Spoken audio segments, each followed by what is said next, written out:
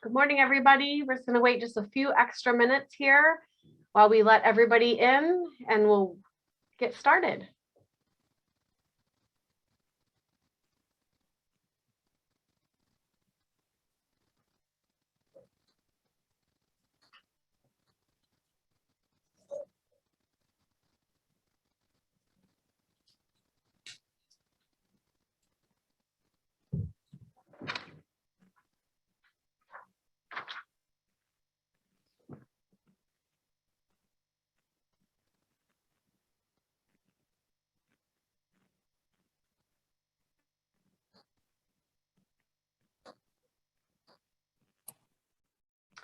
Alrighty, good morning, everybody. My name is Jessica McClellan, and I'm going to be your host today for year-end tax strategies for businesses and individuals. Just a few housekeeping items before we begin. One, all participants have been entered in listen-only mode, and we ask that you remain in that listen-only mode. In addition, we ask that you please keep your cameras off in order to reduce disruption. We will be taking questions during the session and have a designated tax individual on the online to help answer those questions. You can submit a question via the chat feature, which is found down in the right-hand corner of your screen. If you just type in your question and hit send, everybody will be able to see the question, and then the answer from our designated person will be displayed as well. Finally, a recording of this webinar will be made available in the coming days, along with the presentation materials. So let's begin. Once again, here we are at the end of the year, and it's tax planning season, which means there's a little bit of a twist this year with legislative changes kind of hovering dangerously close and no one really knowing what the final budget will look like. Planning is the key, and I guess planning ahead is the key. Today, we wanted to provide you with some insight on potential changes, actionable steps for overcoming these twists and turns, and we've got a stellar panel with us today. We have Bob Bradshaw, a partner with William Vaughan Company in the tax department, Ruben Becerra, a tax manager, and finally, we have Michelle Clement, who is your chat feature extraordinaire, who will be answering the questions. She's a tax partner as well. With that, I will pass it over to Bob. Yeah, thanks, Jessica, and thanks everyone else for coming out and listening to Ruben and I talk about taxes. As you may have heard us talk in the past, Ruben and I are very passionate about this subject, and we actually have a lot of fun with taxes. And I know that's kind of weird to hear, taxes and fun in the same sentence, but it is true. And as Jessica kind of pointed out, we're in such a unique year again. It seems like every year over the past, 5, 6, 7 years, we're facing new challenges, new uncertainties, and new unpredictabilities of what's going to happen with Congress and what bills and tax plannings are going to happen. So the biggest thing that Ruben and I want to get out today, and hopefully for you guys out there, is just where we're at currently, what we've heard, and where we think we'll end up. We're not going to be able to predict where we actually are going to end up. And the reasoning why is the uniqueness, again, of where we're at. You may have heard these two bills out in the media, the infrastructure bill and the Build Back Better bill. The infrastructure bill has actually been enacted. It went into effect November 15th, I believe, whereas the Build Back Better just passed the House on the 19th by a 220 vote. So one Democrat didn't agree to actually with this bill. So why we bring those up is in that infrastructure bill, it was passed bipartisan, meaning that they were able to use some debts and stuff like that to pay for the infrastructure that they want to implement. So they're not having to raise taxes to pay for a lot of these infrastructure bills. So there's only 3 tax provisions that are really relevant. One of them being is cryptocurrency reporting. We'll talk about that a little bit later. The 7508A, which is disaster relief coming out sooner. So if you're hurt by natural disaster, you can actually get money faster. And then most importantly, which Ruben will talk on because he's the expert, on the employee retention credit actually ending early, meaning that it ended third quarter, even though the bill didn't get passed until November 15th, which means some of you out there probably have been taking advantage of the ERTC during this time. And now we got to figure out how to rectify that. Thankfully, the IRS is coming out with some tax pro, I would say, language that's actually going to be kind of nice. However, the thing that's probably grabbing the headlines right now is that Build Back Better bill. And why that's so important is they have to pass it using what's called the Reconciliation Act, meaning that they have to not add to the national debt after a certain amount of period. So the only way to do that is to increase taxes in certain areas. We had first seen a version out in September, which was about 2,500 pages. It got trimmed back in late October to about 1,900 pages, and now it's back up to 2,100 pages. The reason why it went back up from the original or the October bill to the November one that we're seeing that actually passed the House is because of the election that happened in November, early November. The Democrats didn't do too hot, we'll say, especially what was it, Virginia? They lost the governor race there, almost lost New Jersey, I believe it was. So what they did was they tried to, in October, put a bill that they thought the Senate would pass automatically and pass these two bills simultaneously, the infrastructure bill and this. Well, they found out that it's not going to happen, so they passed the infrastructure bill, got that signed into law, and then they put in some of these provisions in this Build Back Better that probably will not go through the Senate. So don't know exactly what will happen. We'll talk about some of the things like the Roth conversion and stuff like that we don't think will end up in there, but it's important to talk about them now so we know what we can do in the future. So with that, we'll jump over to the individual taxing. We thought about talking about individuals first because everyone here is an individual. So we thought that will affect most people. Right. All right, so first things first, let's talk tax rates, right? So just to kind of get it out of the way in the forefront, right? So there's no, currently as of now, with the current legislation that has been drafted, that's been passed, there's no increase to the tax rates, no change to the tax brackets that you see them here. Obviously, aside from the normal like inflation adjustments that happen annually. So, you know, when Biden came into office, with the House and Senate being Democratic controlled, there were obviously a lot of things that we thought could happen. One of those big ticket items that we thought could change was an increase to the top end tax rate. Right, so the talk was increasing that rate from 37% to 39.6%, and then making that effective for people with income above $400,000 if you're single, or $450,000 if you're married filing joint. Again, that's not in any current legislation, not likely to be included in the legislation that gets passed in the near future. That being said, we can say, I think, with reasonable confidence that this is probably one of the lowest tax situations that we'll be in for the foreseeable future. Meaning, so some of those tried and true kind of tax planning strategies can kick in here.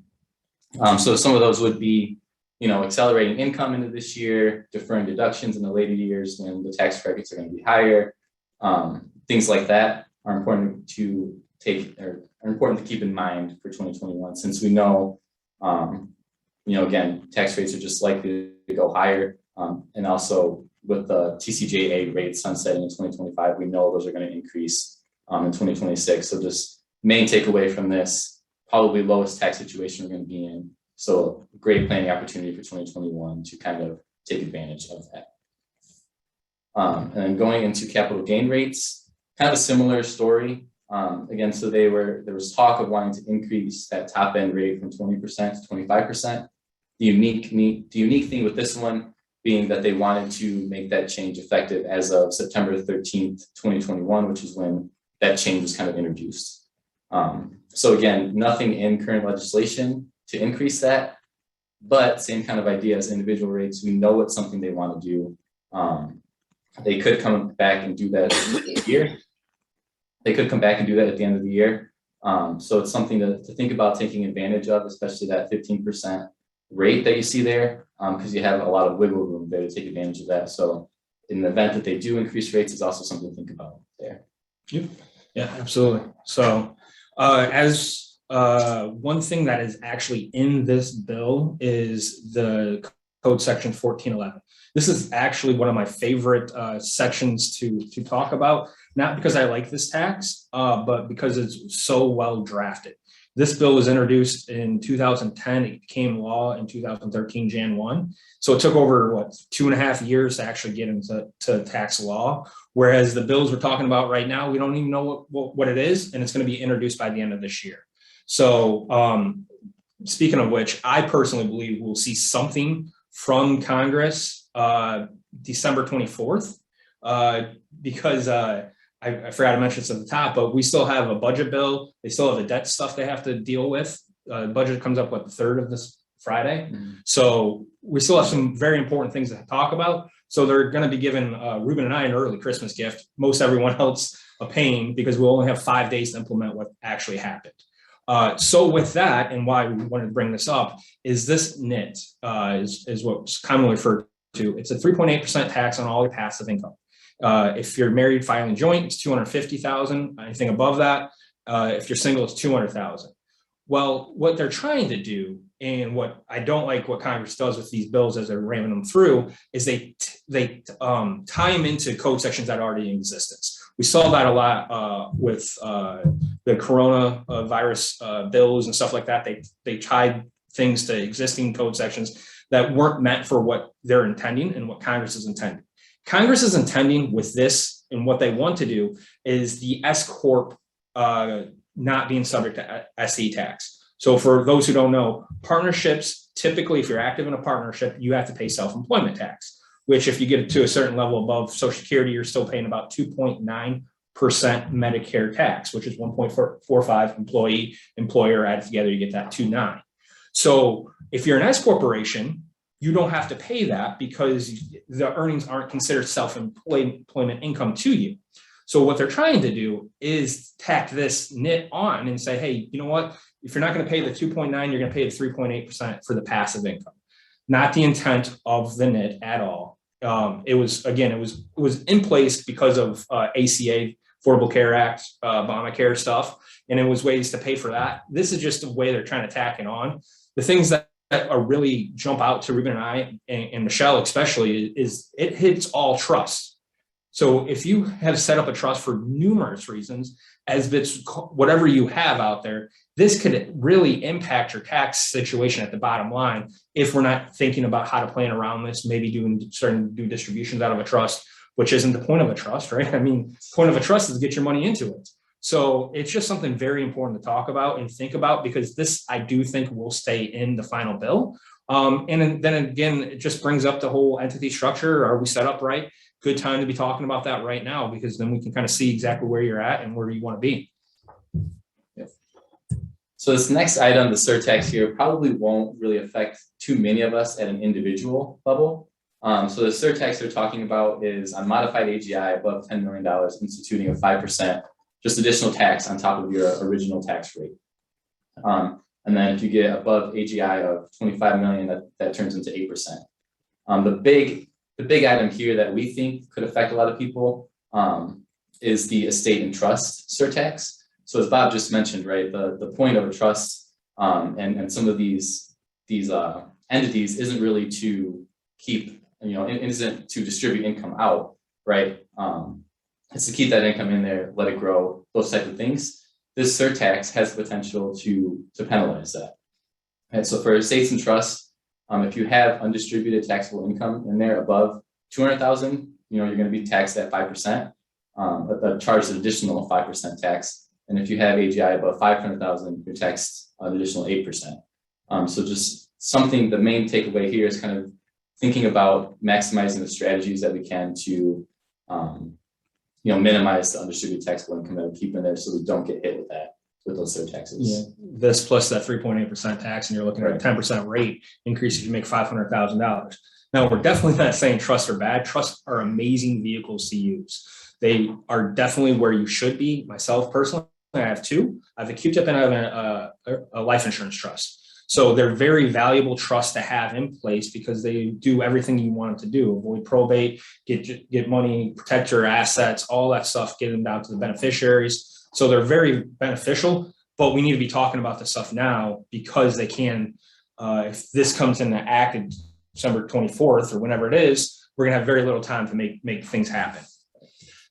So jumping over to another one of code sections that I enjoy, 1202. This is an exclusion amount if you sell qualified business stock, meaning you're allowed to exclude 50% if issued before these dates, 75, 100% if issued after September 27th, meaning if you became a shareholder in a corporation after September 27th that was founded in its original issuance to you, and you never had more than $50 million on your balance sheet, then you can exclude up to 100% of the gain, which is very attractive, right? The hard part being is you got to sell stock, which is most people don't sell stock.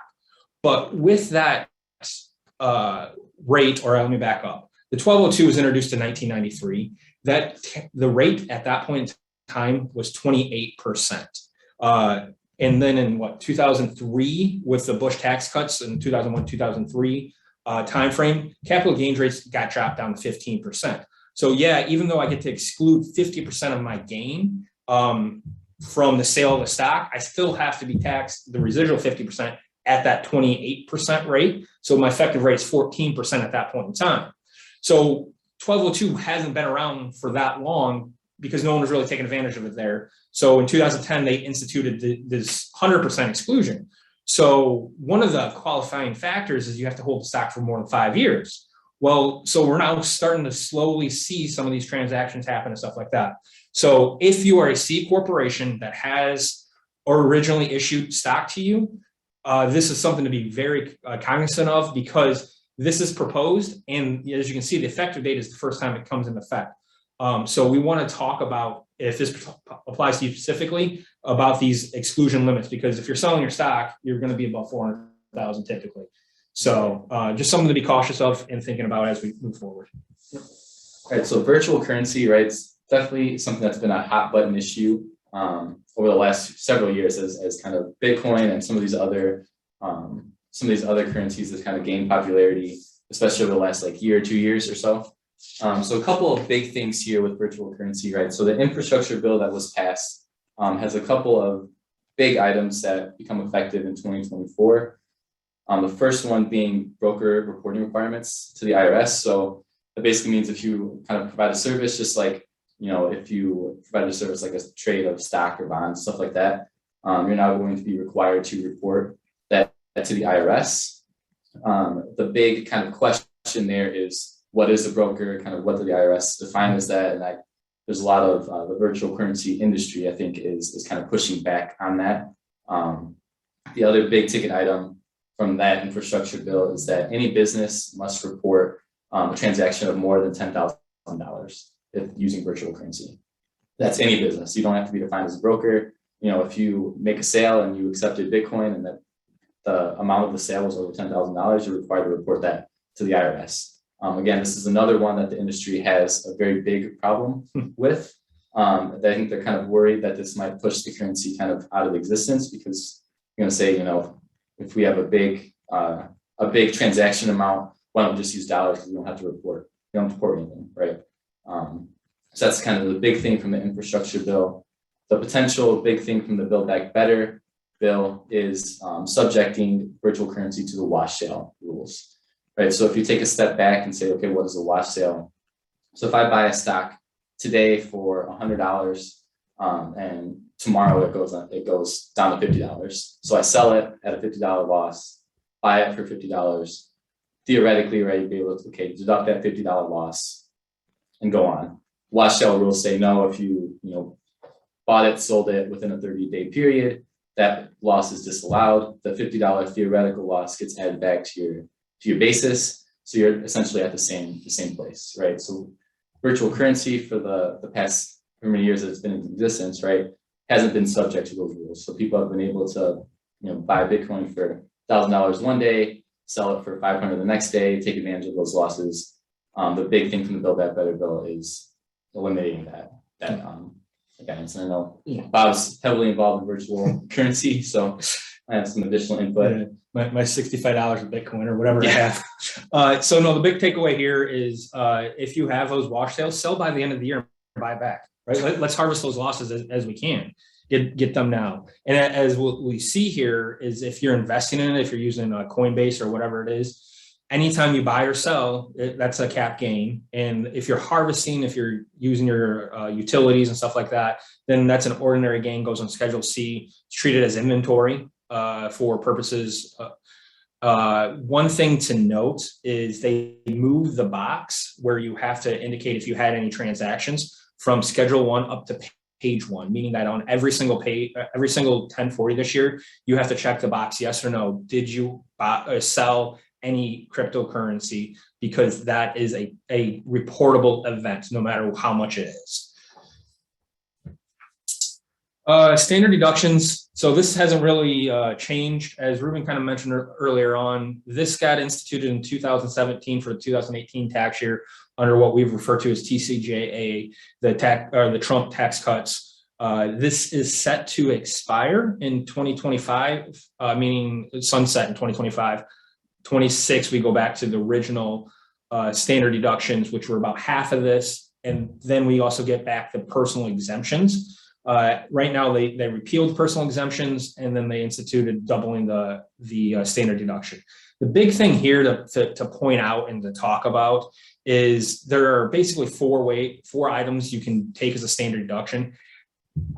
Basically, if you think about it, right now, if you're married, you're going to get a $25,000 deduction on your tax return, unless your medical bills subject to 7.5% limitation, your SALT, which we'll talk about here in a second, it gets capped at $10,000. So theoretically, I'm at $10,000 right now. So the other two items that I'm allowed to deduct are my charitable contributions and my mortgage interest. So I have to have, what, $15,000 between those two before I can even get any additional benefits. Why I point that out right now is RMDs. We need to be thinking about how you're doing your RMDs and if you're philanthropic with them. Right now, we have to take out RMDs. 2020, we didn't have to do that. Now we have to again. Well, if you want to donate $40,000 to charity and you have to take out a $40,000 RMD, you can use a qualified charitable distribution, which keeps that income off your tax return.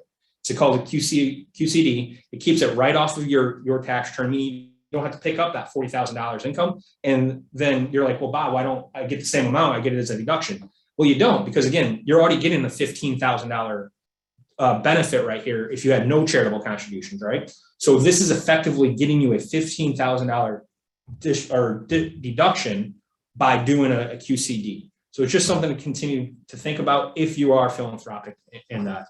And I have on here that personal exemptions are repealed. Technically, they're not repealed. It's set at 0, but they're not on the tax reform anyway. It's just something I find ironic, but that's me. I know.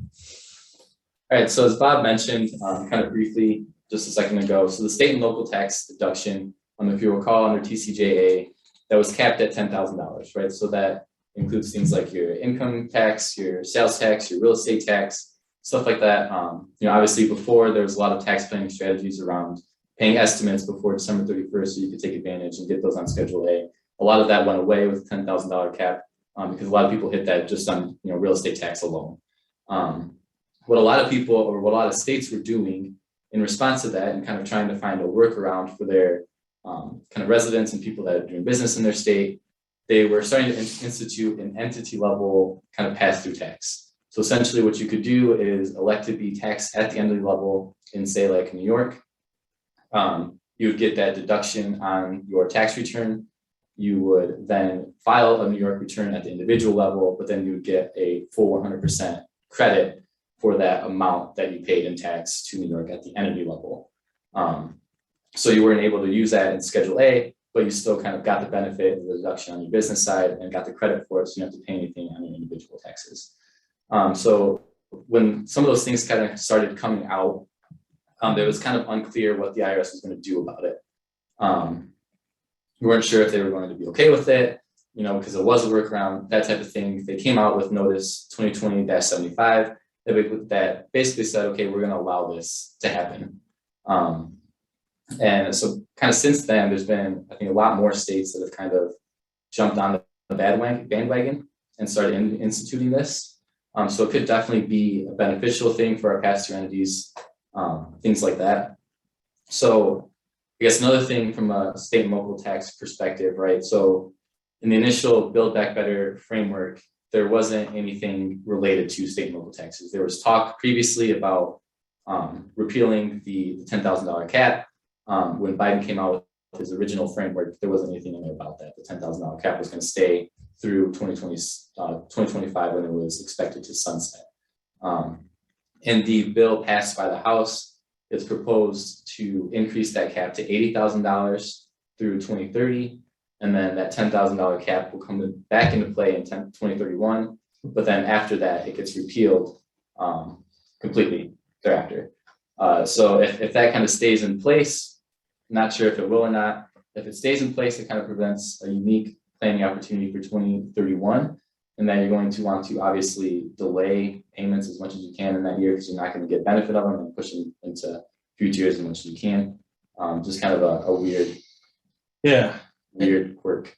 Yeah, and we don't know what's going to happen with this. So a little bit more background on this.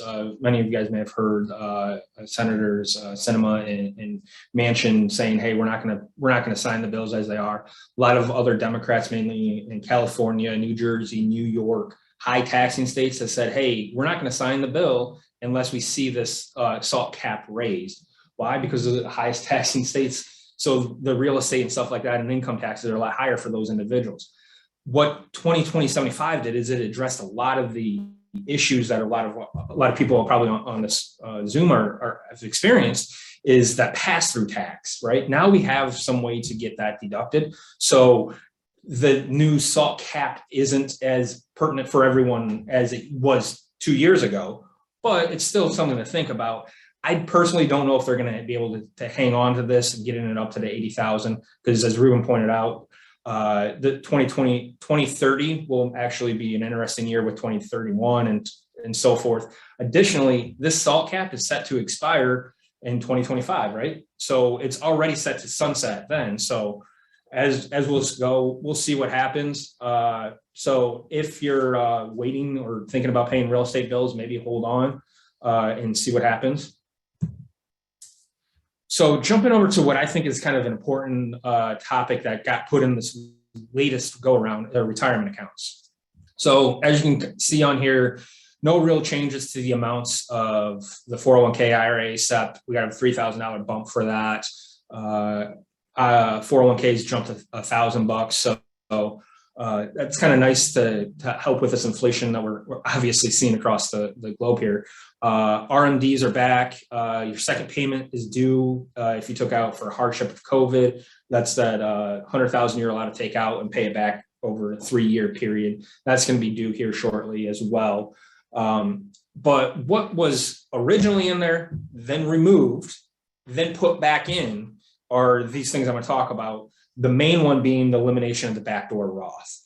So for those that aren't familiar with the IRAs and how they actually work, or 401k Roths, is there are two types of vehicles that we got to think about. We have a taxing vehicle, so every distribution you take out is taxed, and we have a Roth, or a non-taxing vehicle, meaning the distributions coming out are not taxed. The gains are not taxed. Everything is not taxed when you take it out. Whereas in a traditional, you're taxed unless you have basis, and then that basis is pro rata off of it. So you're still taxed off of that.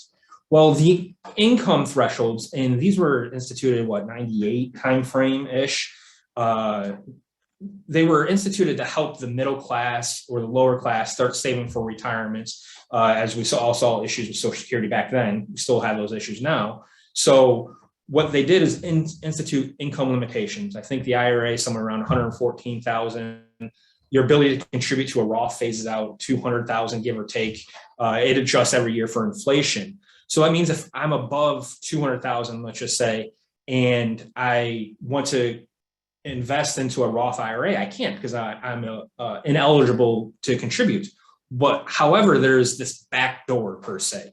I could contribute to a traditional IRA, don't receive a deduction for that, but then immediately convert my IRA to a Roth, and you're taxed on the gain. Well, because I have a basis of the 6,000 and I immediately converted, I don't have a gain. So my tax is zero, and I've now got my money into the Roth IRA. Congress has come out and said, no matter what your income level is, you are not allowed to do backdoor Ross, meaning you're not allowed to roll over after tax contributions in a 401k or IRA into a Roth after 2021. So it's very important that we're talking now. If you want to do backdoors, let's get those set up. Let's talk about what you want to do and what your ultimate plan is. I'm not saying going out and just do this now, because maybe that isn't your plan. Maybe you don't want your assets tied up until you're 59 and a half or whatever it is, but it's still something to definitely think about. These other couple items here probably don't affect too many people. This is kind of the PayPal guy. I always forget his name, but he came out and said he invested into an IRA, a Roth IRA. It was like $2,000 back in '98. And now that's over $5 billion because of how he diversified his assets inside of that. So what they're saying is hey, if you have over $10 million, you're going to have to start purging that out. And you're not going to be eligible to contribute any more into it. I don't believe this will come into effect in 2028. So it's probably unlikely to even see anything. But one of the other things that were in every single House bill is the disallowance of your IC disc owning your IRA. Meaning that if you have an IC disc, that interstate or interest charged domestic corporation, you are not allowed to have it anymore owned by your IRA after 2021. So or 2022, I think it is. So if that's set up, we want to talk about it, because you can lose your exempt status with the IRA, blow it all up and stuff like that. There could be grandfather rules in there and stuff like that. So we'll want to just sit and talk with you about that. Again, if you're not familiar with an IC disc, definitely talk to one of us, because if you have foreign sales that are somewhat decent, you can definitely benefit from an IC disc. It's the only paper corporation the IRS allows. And so the child tax credit. And so back when the TCJA came out, the child tax credit was increased to $2,000 per child, kind of as a mechanism to help with exemptions going away. Obviously, probably a lot of you have heard of the talk of the child tax credit being changed for 2021, mostly because of it becoming fully refundable, and also because of the advanced payments of it. Right. So for children over 6, compared to the old credit of $2,000, that increased to a $3,000 credit, with half of that being paid out in advance in 2021. And then for children under 6, it increased to $3,600 compared to the old $2,000 credit, with half of that being paid out in 2021 by advance payments. So a couple of other changes with it, right? So the old credit had an age limit of 16. The age limit has been increased to 17 for this new credit. This credit also is it has been extended to 2022. There was talk of extending it kind of further beyond. 2022 was kind of as far as they were able to get it right now. The interesting thing to see with that one is kind of if that ever goes away. I think the thought process behind getting it at least to 2022 is to say, okay, well, if it's in here for 2022, who's going to take that away from families? You know, once they start getting it, once they start, using it and depending on it a little more, and different things start happening, what congressman is going to come in and say, let's take away money from the middle class or from lower class families. So we'll see how that goes going forward. The other kind of thing to keep in mind is this new increased credit starts phasing out at $150,000. That old $2,000 credit though is still there up until $400,000 is when it starts kind of phasing out as it normally was before. So you won't miss out on that old $2,000 credit, even if you're above the $150,000 threshold that the new credit starts phasing out at. The other item to keep in mind with this one, with those advanced payments, right? So a lot of you will remember in 2020 with the stimulus payments, there was kind of a quote unquote reconciliation on the tax return that said, where you're able, if you got more, you got paid out more. If you actually received more than you should have received, it was just kind of like, okay, well, this says that, but there was no need to pay it back, no consequence there. The child tax credit, if you got more advance payments than you were entitled to, once you file your 2020 return or 2021 return, you're going to have to pay those back. So that's just something to keep in mind. They do have a portal out there that you're able to able to opt out of receiving those advance payments. I think they've added additional functionality as time has gone on to kind of like change taxable income amounts, add kids, stuff like that. But just something to keep in mind with that one, because I know a lot of people with stimulus were kind of confused with it. This one you do have to pay it back. Child care credit expanded. So this is going to help out a lot of families. I believe this is actually going to really impact a lot of our clients. Why I say that is they've expanded the amount that you're allowed to get. So it used to be 3,000 for one. I get 4,000 or basically $1,000 per kid. But the big thing being is this phase out amount. It used to kick in at, as you can see, 43,000. If you made over $43,000, you were phased down to 20% of the credit.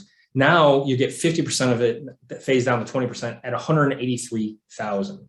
So if you make above 183,000, you're still going to get that same 20%, a little bit more. But as you see, it doesn't kick in until 125,000. So this is really going to hit a lot more people, especially from that 15,000 to. So $100,000 difference really is really going to be quite nice for a lot of people who are paying childcare expenses. Ruben and I both know how much that costs, and we're definitely looking forward to that. So, and again, it is also refundable. Before it used to not be refundable. This third stimulus item, nothing really important here. This is just kind of a reminder that we did get one in 2021. So it happened kind of really early on in the year. It was kind of making full that $2,000 stimulus that was talked about back in the back end of 2020. So we got $600 at the back end of 2020. The $1,400 kind of made that whole, the $2,000 whole. So this is just kind of a reminder that it's there. It's something that we'll have to report on the 2021 return. So just something to keep in mind as you're gathering your tax documents. And look for this notice that will be coming. We'll obviously need that as we're preparing your returns to know exactly how much you got, because we're going to have to know this, the child tax credits, all this stuff. It's going to be fun reconciling everything. Estate and gift tax. So this is always a hot button topic on both sides of the party lines. Some see it as a death tax, some see it as a tax on the wealthy. But right now, the current exemptions are still in place. We're not seeing them trying to change anything within this latest go around. It doesn't mean the Senate's not going to put something in. But the biggest thing we wanted to talk about here is this does sunset and again expire in 2026. But they tried to add some language in there on grantor trust for the end of this year. So if you weren't grandfathered in, they were going to try to bring back these trusts into your estate tax. The whole purpose of setting up estates and stuff like that, or trust, is to avoid estate tax mainly, and to get benefits down to your beneficiaries tax free. So why we're bringing it up and want to just chat about it real quick is if you haven't done something, talk to one of us, because now is the time to really be thinking about it. Especially a SLAT is one of those things that is just a no-brainer for a lot of companies out there to really implement and just protect yourselves from growth. Because again, companies will grow in size. It happens every year, right? Your company's growing in value. If we're able to get that out of your estate now, we just have more to use later time, especially when that drops in 2026. We know it's going to drop to 5 million or whatever it is that it comes down to. And so the last kind of thing on the individual side, just some other miscellaneous changes that are going on. So for 2021, there is a above the line charity deduction available, $300 if you're filing single, $600 if you're married filing joint. In kind of connection with that, there's a potential 100% charity deduction on your Schedule A. There's kind of some stipulations you have to meet to get that 100% item. Typically, those are limited to 60% of your AGI, but just something to keep in mind there as well. The 7.5% floor on unreimbursed medical expenses, that's been made permanent at 7.5%. Some of you might recall that in the past that's kind of fluctuated from 10 to 7.5% kind of year over year sometimes. That has been made permanent at 7.5%. Another proposal is with excess business losses and no longer allowing those to be treated as an NOL. So kind of what that means is the excess business losses came out with TCJA. What that means is not being subject to NOL rules is that you can't deduct those excess business losses against ordinary income. So you need that business income to be able to do it. You can carry it forward, obviously, but you won't be able to use it unless you have income, business income. Next item, the deferral of SE tax until 2021 and 2022. So this was kind of something that came about from a lot of the COVID items that you're able to defer those taxes. Just the main thing here that we're seeing in some articles and some other stuff that we're reading is that the IRS has the ability to charge a penalty on that full amount, even if on that payback amount, the IRS has the ability to charge a penalty on that full amount, even if you were just $1 short, right? So you had to pay back $1,000, you paid back $999. They're going to charge a penalty on the $1,000, not the $1 that you're short. So something that we've been advising clients to do if they chose to do this, they should just pay back a little bit more. It's obviously not going to hurt you, and it's going to be a lot less than that penalty could potentially be.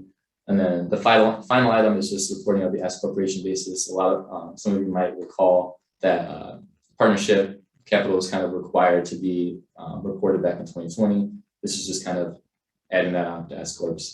It's at the end of the day, it's beneficial. It can be a pain if it's not been tracked, but it's a beneficial item for us and for you.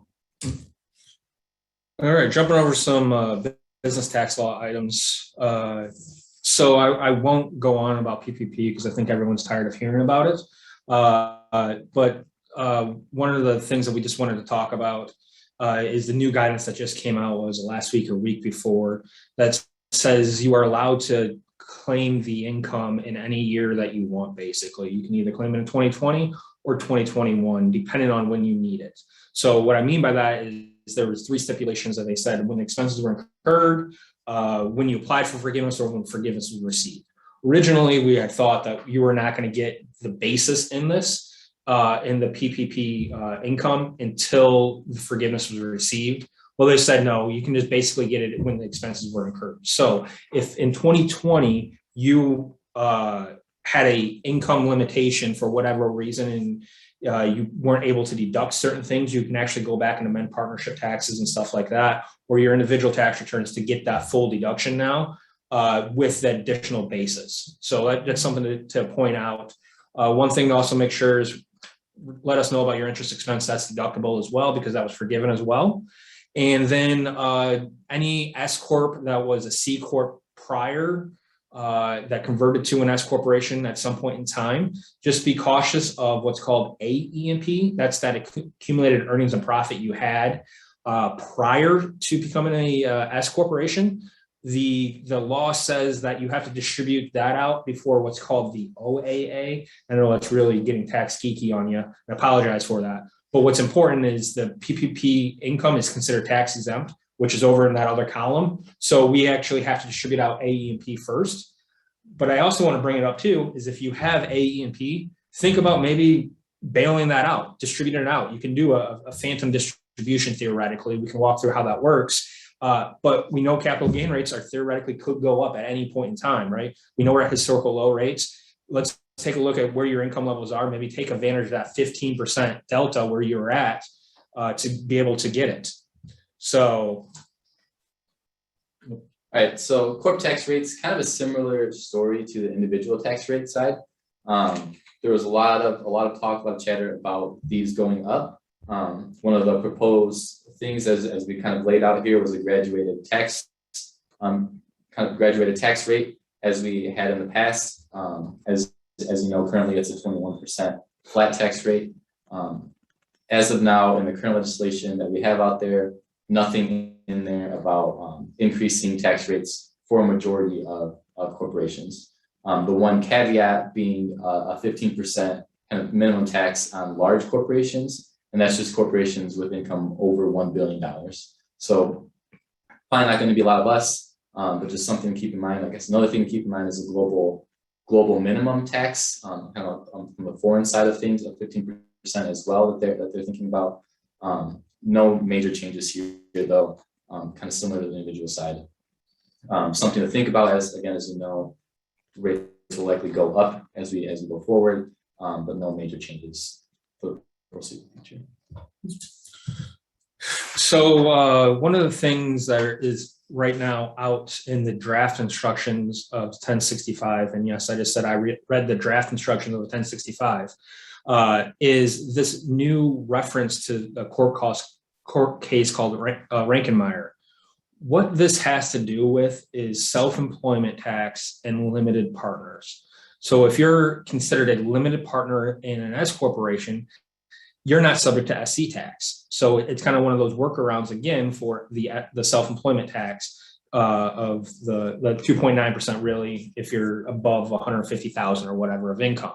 So the IRS has kind of said, no, we need to look at your activities of the partnership that you're in, not what the state law has determined you as, meaning that a lot of the people on here are LLCs, right? Limited liability companies. Obviously set yourself up for that. It's quick and easy, $99 for Ohio, get an EIN number, and then you get some sort of limited liability protection.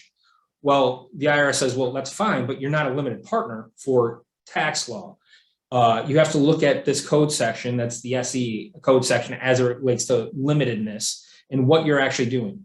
If you're an investor in a partnership, you're going to be fine. If you're doing more things for your partnership, actually working in the business, not on the business, then you could have a little bit of risk here because, like I said, it is now in the actual instructions that we have to go to this old court case. And I say old, what is it, 2010?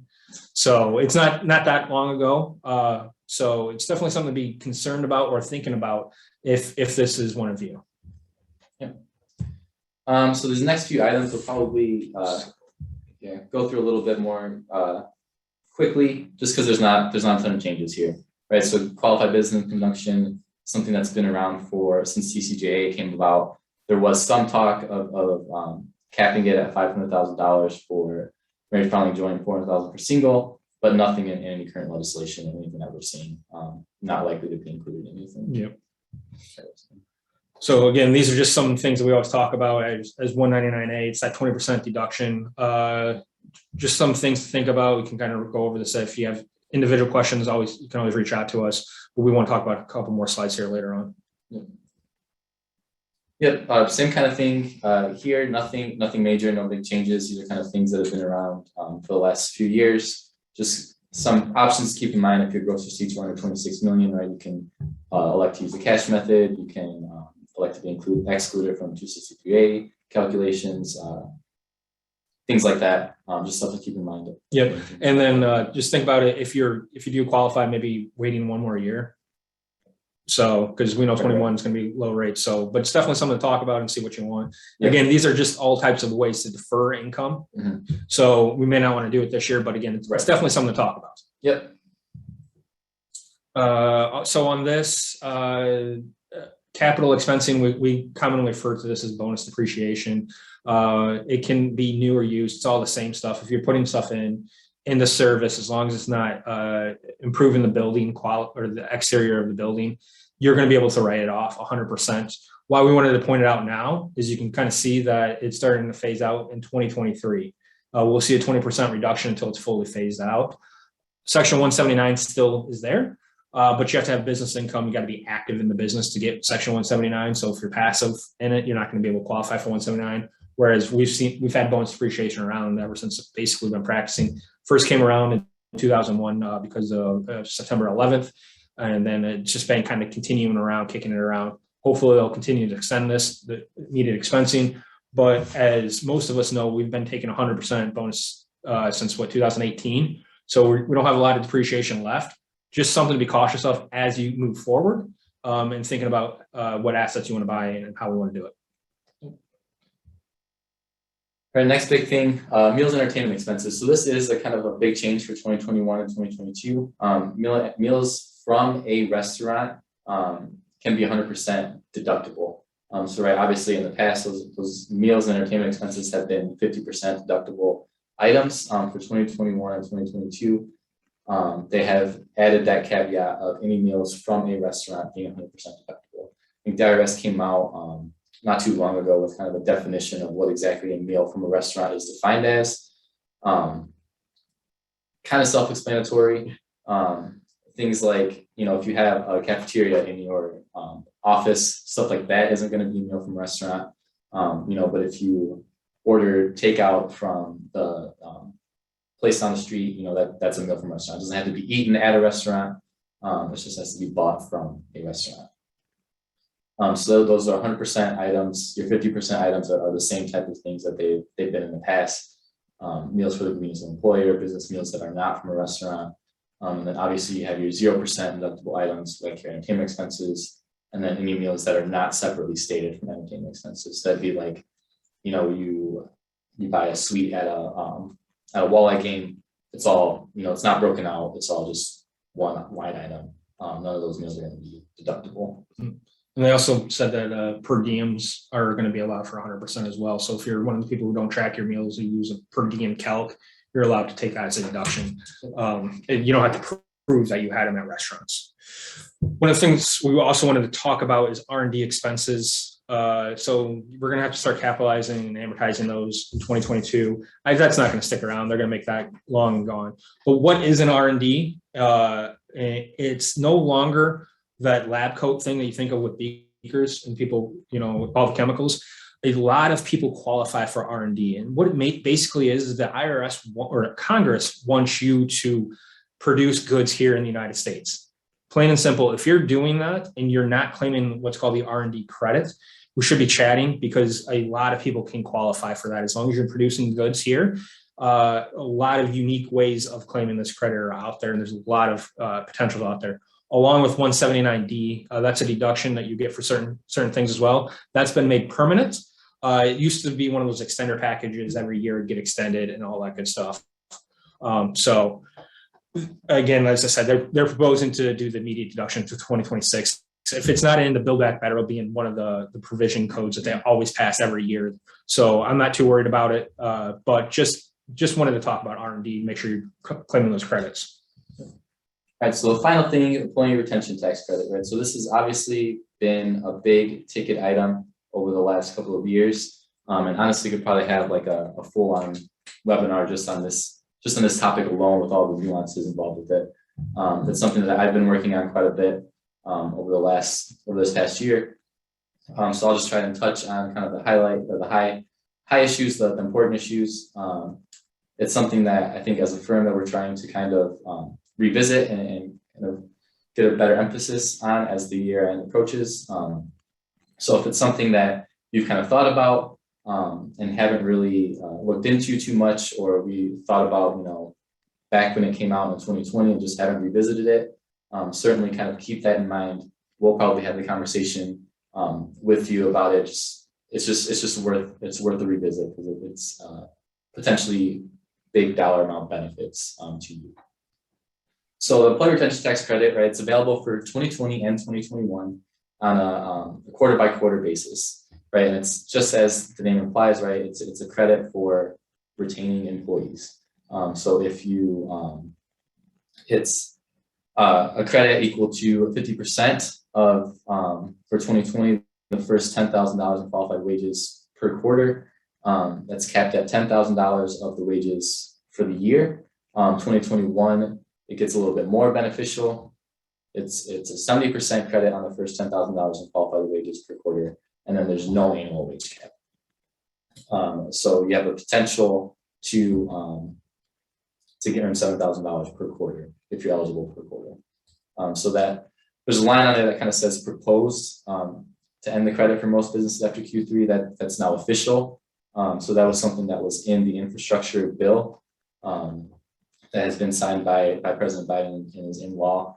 So that the credit is over after Q3 of 2021 for any wages paid. That doesn't mean you can't claim it after Q3 of 2021, meaning you can't go back and file the amended returns and do what you can do. It just means that if you are paying the wages now, those wages aren't eligible for the credit.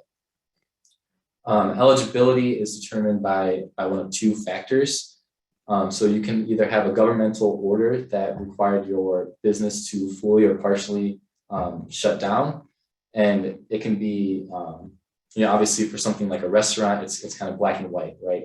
Restaurants were kind of required to just close down, do takeout only. It's kind of black and white, cut and dry, really simple to determine. But it can also get a lot deeper than that, right? It can go from if you had a supplier that was kind of affected by it and that kind of affected a more than nominal portion of your business is kind of a keyword in some of the facts that are out there. That could qualify you for the credit for that time period. Even if you were a quote unquote essential business, you could still be, you still could have a part of your business qualify under this order, under something like this. So it's just something that on the outside looks kind of plain and simple. Maybe you read it, you read the order and say, okay, my business wasn't affected by it. But there's actually a lot more details that you can dig into, and that we're finding a lot as we're doing a lot more of these credits for our clients. Yeah, there's a lot of nuances within this. I mean, as Ruben said, if your supplier shut down, then you can qualify. But if your customer shut down, so I can't sell it, Right. then you can't qualify. So if you haven't visited us at least once, definitely take a look at it, because it is a huge credit. Because like we're talking about $5,000 per employee for 2020 and $7,000 per quarter per employee. Yeah. So I mean, these are obviously big dollars that are out there. The reason why Congress ended it was people weren't taking advantage of it, weren't Right. claiming it. So there's definitely something to be talking about, and give Ruben a call. He loves talking about this stuff more than I like talking about 1202. So. Yep, for sure. Mm-hmm. Well, that is what we had. Hopefully we didn't take up too much time. I think Michelle's answered most of the questions, but if not, we're here. Well, thank you, gentlemen. We really appreciate your insights. And thank you, Michelle, for answering those questions. This concludes our webinar. We will be sending out a copy of the presentation slide deck as well as the recording of the session. And it'll probably be in the today or tomorrow. Again, we appreciate you taking the time to join us today, and we hope you have a great rest of your day. Thank you, everyone. Bye-bye.